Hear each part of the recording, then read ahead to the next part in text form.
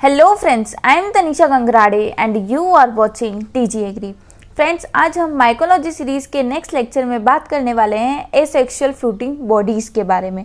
ठीक है, तो फ्रेंड्स इसके पहले वाले वीडियो में हमने देखा था कि एसेक्सुअल रिप्रोडक्शन कैसे होता है। ठीक है, अब हम बात करेंगे कि फ्रूक्टिफिकेशन एंड फ्रूटिंग बॉडीज क्या होता है। उसके बाद हम बात करेंगे कि एसेक्सुअल फ्रूटिंग बॉडीज कितने टाइप की होती है, जैसे सिनेमा, स्पोरोडोकियम, पिक्निडियम एंड एसेरविलस। तो इन सभी फ्रूटिंग बॉडीज और फ्रूक्टिफिकेशन के बारे में आज हम बात करने वाले हैं। तो चलिए अपना वीडियो शुरू करते हैं।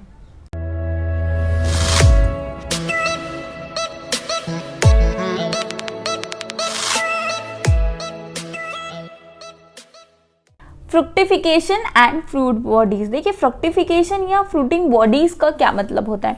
देखिए, अभी हमने एसेक्सुअल रिप्रोडक्शन पढ़ा था इसके पहले वाले लेक्चर में, तब हमने देखा था कि स्पोर्स का फॉर्मेशन होता है। तो वो जो स्पोर्स का फॉर्मेशन होता है वो किसी न किसी बॉडी में होता होगा, किसी न किसी स्ट्रक्चर में होता होगा।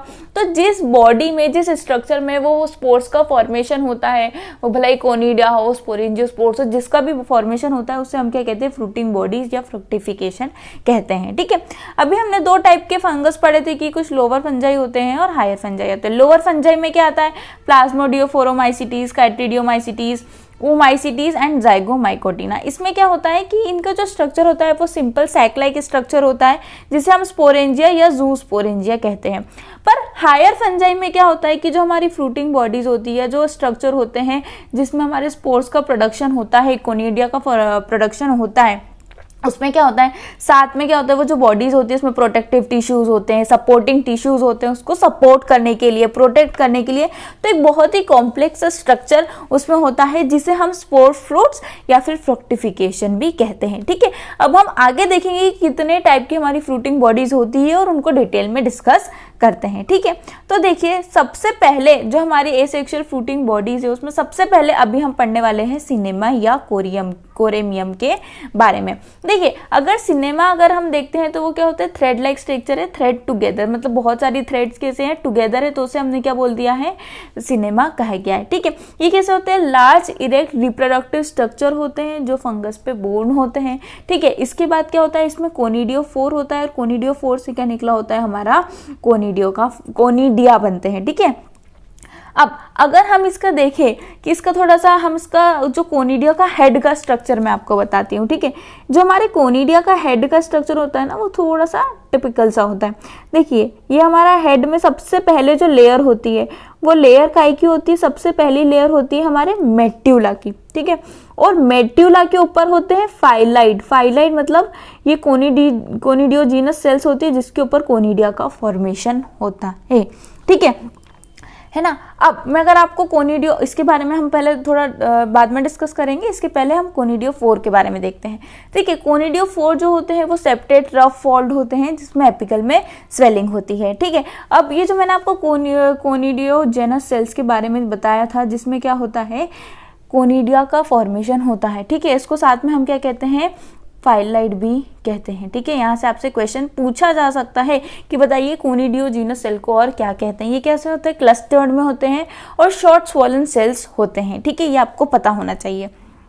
ठीक है, तो अब हम एक बार देख लेते हैं कि यहाँ पर क्या लिखा है। तो जो सिनेमा होते हैं, coremium consist of a group of conidiophores often united at the base and part way up the top. ये जो भी मैंने आपको बताया कि वो कैसे होते हैं, एकदम यूनाइटेड होते हैं। ठीक है, अब नेक्स्ट है, conidia may be formed along the length of the cinema और ओनली इट्स एपेक्स। हो सकता है कि जो हमारा कोनिडिया है वो एपेक्स में बने, या हो सकता है कि पूरे कोनिडियोफोर में भी उसका प्रोडक्शन हो सकता है या फॉर्मेशन हो सकता है। ठीक है, अब हम आगे चलते हैं और हम देखते हैं, नेक्स्ट पॉइंट है हमारा, the conidiophore comprising a synnema are often branched at the top with the conidia arising from the conidiogenous cell at the tip of the numerous branches। जो कि मैंने आपको बताया था कि उसमें क्या होता है, कोनिडियोजीनस सेल्स होते हैं जिसमें कोनिडिया का फॉर्मेशन होता है। ठीक है, अब जो हमारे सिनेमेटा होते हैं ना, ये अलग अलग कलर्स के होते हैं, जैसे वाइट, येलो, ग्रे और वायलेट, अलग अलग कलर्स के होते हैं। ठीक है, बट सबसे इंपॉर्टेंट चीज आती है कि इसका एग्जाम्पल क्या है। देखिए, अगर आपसे एग्जाम में पूछा जाएगा ना तो वो आपसे डायरेक्टली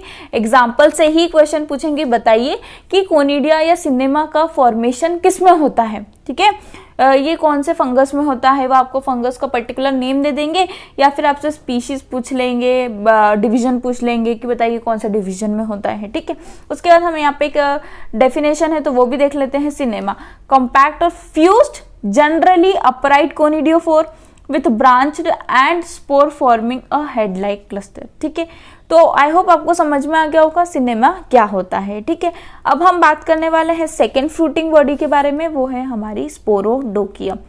अब देखिए स्पोरोडोकियम क्या होता है। स्पोरोडोकियम भी एक फ्रूटिंग बॉडी होती है, पर इसमें क्या होता है, जो हाइफे है उसका ना एक एग्रीगेशन होता है और वो कुशन लाइक स्ट्रक्चर बना लेते हैं, जहां से क्या होता है कोनिडियोफोर का अराइज होते हैं और फिर कोनिडियोफोर से क्या निकलते हैं, कोनिडिया का फॉर्मेशन होता है। ठीक है ना। तो अपन ने क्या देखा कि अगर आपसे पूछा जाए कि cushion like aggregation of hyphae किस में बनता है, तो वो स्पोरोडोकियम में बनता है। ठीक है, अब ये भी देखा कि जो कोनिडियोफोर कैसे होते हैं, वो बहुत ही ज्यादा टाइट होते हैं, एकदम पैक होते हैं टुगेदर, बहुत ही, जैसे हम यहाँ देख रहे हैं, है ना। उसके बाद क्या होता है, अगर हम कंपैरिजन करें ना सिनेमा से, तो ये उससे शॉर्टर होते हैं। ठीक है, अब मोस्ट इंपॉर्टेंट चीज कि इसका एग्जाम्पल क्या है, तो एपिकोकम, नेक्ट्रिया और साथ में इसका एग्जाम्पल है फ्यूजेरियम। बहुत इंपॉर्टेंट एग्जाम्पल है ये, एग्जाम में पूछा गया था, अभी JRF 2022 के एग्जाम में पूछा गया था कि बताइए स्पोरोडोकियम किस में बनते हैं, तो फ्यूजेरियम में बनते हैं।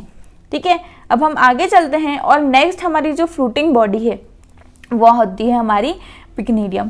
पिक्नीडियम कैसा है, ग्लोबोस और फ्लास्क शेप्ड बॉडी है, देख भी सकते होंगे कैसी है, ग्लोबोस और एक फ्लास्क शेप्ड बॉडी। अब इसके अंदर क्या बनते हैं, इसके अंदर हमारे बनते हैं कोनिडियोफोर बनते हैं, जिसमें क्या होता है, कोनिडिया का फॉर्मेशन होता है, स्पोर्स का फॉर्मेशन होता है। ठीक है, अब अभी तक अपन ने ऐसा नहीं देखा था ना, पर ये कैसा है, एकदम फ्लास्क शेप्ड या ग्लोबोस टाइप की बॉडी देखते हैं।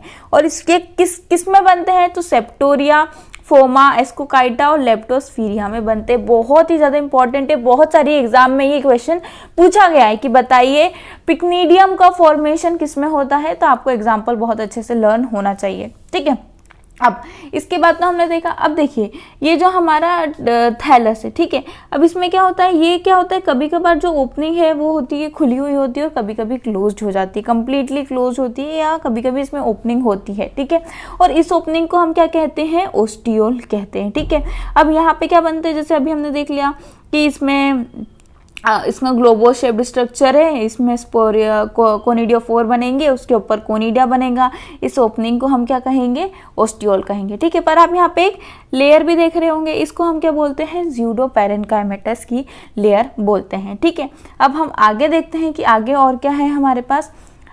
ठीक है, नेक्स्ट पॉइंट है, they may be provided with small papilla और with a long neck leading to opening. Next है, pycnidia vary greatly in size, shape, colour and consistency of the pseudoparenchymatous wall. ठीक है, मतलब जो हमारे पिक्नीडिया होते हैं उनका साइज, शेप, कलर अलग अलग होता है।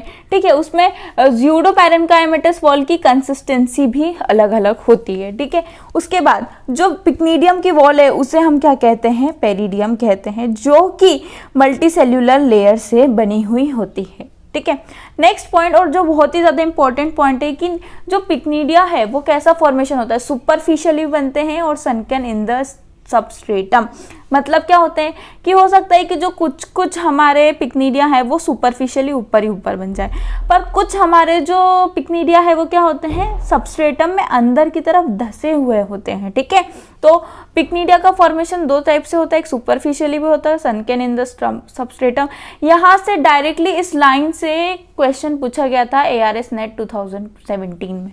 ठीक है, कि बताइए पिक्नीडिया का फॉर्मेशन जो होस्ट है उस पर किस तरीके से होता है और कहाँ होता है, कैसे होता है। ठीक है, अब तो ये अभी हमने देखा किसके बारे में, पिक्नीडियम के बारे में। ओके, या पिक्नीडिया भी आप उसे कह सकते हैं। अब हम बात करने वाले हैं एसरब्यूलस के बारे में, बहुत ही ज्यादा इंपॉर्टेंट है, यहाँ से भी बहुत बार क्वेश्चन पूछा जाता है कि बताइए किस शेप की होती है, इसका कैसा फॉर्मेशन होता है ना, और इसके मेनली एग्जाम्पल क्या क्या होते हैं। ठीक है, तो ये कॉमनली फाउंड होती है ड्यूटेरोमाइकोटिना फंगस में। ठीक है, ये कैसे होती है, फ्लैट और सॉसर शेप्ड स्ट्रक्चर की होती है। ठीक है, अब जैसे कि मैं आपको बताती हूँ कि क्या होती है, ये हमारी नॉर्मली हम बोल सकते हैं कि लीव्स है या प्लांट का होस्ट का स्ट्रक्चर है। तो क्या होता है कि ये स्ट्रक्चर ऐसा होस्ट का स्टेप्स का स्ट्रक्चर है। यहाँ पे क्या होता है, पहले फॉर्मेशन होता है और फिर फॉर्मेशन करने के बाद ये आगे बढ़ती है और फिर क्या करते हैं, इस वॉल को तोड़ देते हैं, जिससे कि क्या करते हैं, कोनिडिया फिर बाहर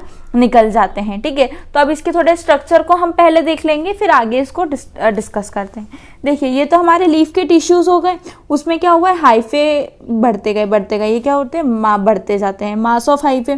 फिर ये क्या बनाते हैं, यहाँ पे कोनिडियोफोर्स बनाते हैं, और कोनिडियोफोर्स के ऊपर क्या होते हैं, सीटे जैसे छोटे छोटे स्ट्रक्चर्स होते हैं। ठीक है, सीटे कैसे स्ट्रक्चर्स होते हैं, एक हेयर लाइक और स्पाइन लाइक स्ट्रक्चर्स होते हैं, फिर उसके ऊपर कोनिडिया का फॉर्मेशन होता है। ठीक है, तो ये इसमें इंपॉर्टेंट पॉइंट क्या है कि ये किस टाइप के शेप है। ठीक है, उसके बाद हम थोड़ा और भी इसको आगे देख लेते हैं कि कैसे होते हैं, ये इंटरमिंगल्ड होते हैं with the conidiophores. Setae are long pointed dark colour और स्टेराइल स्ट्रक्चर्स होते हैं। ठीक है, in nature acervuli are produced on plant tissue subepidermally और subcuticularly and becomes erumpent on maturity. जैसे कि मैंने आपको बताया कि ये कहाँ मिलते हैं, सबसे इंपॉर्टेंट पॉइंट देखिए, जब हमने पिक्निडिया पढ़ा था तो तब भी हमने देखा कि वो कहाँ मिलते हैं और वो ARS में क्वेश्चन पूछा गया। तो ये भी बहुत इंपॉर्टेंट पॉइंट है कि ये सब एपिडर्मली और सब क्यूटिकुलरली इसका फॉर्मेशन होता है। ठीक है, और जब वो मैच्योर होते हैं तो कैसे होते हैं, वो एब्रप्ट हो जाते हैं, जिसकी वजह से वहाँ पे क्या होता है,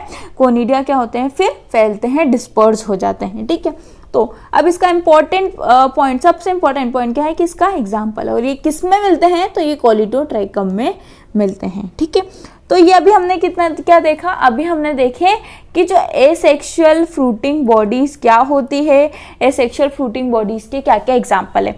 सबसे पहले हमने देखा सिनेमा, है ना, सिनेमा के बाद हमने क्या देखा, उसके बाद हमने देखा स्पोरोडोकियम।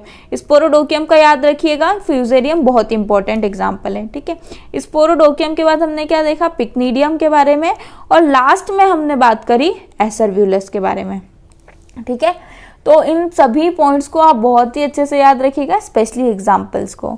सो फ्रेंड्स, आई होप कि आपको आज का हमारा लेक्चर पसंद आया होगा और साथ में अच्छे से समझ में भी आया होगा।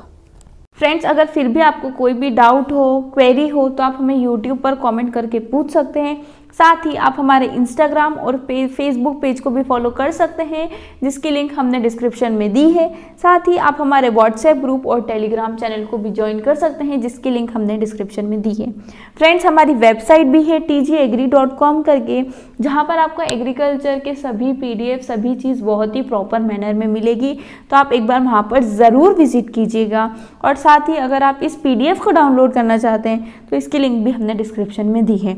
तो फ्रेंड्स, इस वीडियो को हम यहीं ख़त्म करते हैं, पर उससे पहले stay healthy and stay happy. Thank you.